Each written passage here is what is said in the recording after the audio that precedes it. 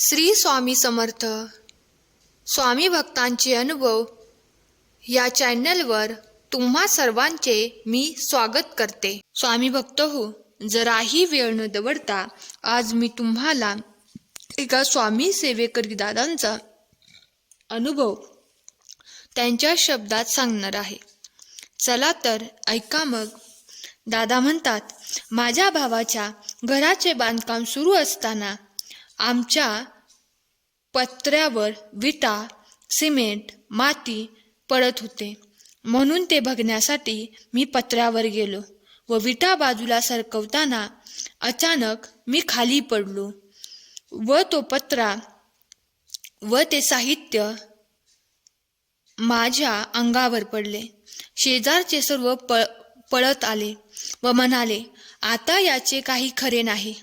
परंतु माझ्या मनामध्ये नेहमी श्री स्वामी समर्थ हा षडाक्षरी मंत्र सुरू असतो। माझ्या भावाचा मुलगा हा जेवण करत होता।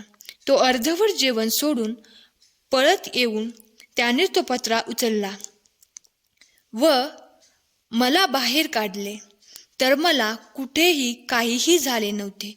सर्व आश्चर्यचकित झाले। ही सर्व स्वामी महाराजांचीच कृपा। आमच्या घरातील सगळे महाराजांचे सेवेकरी आहेत।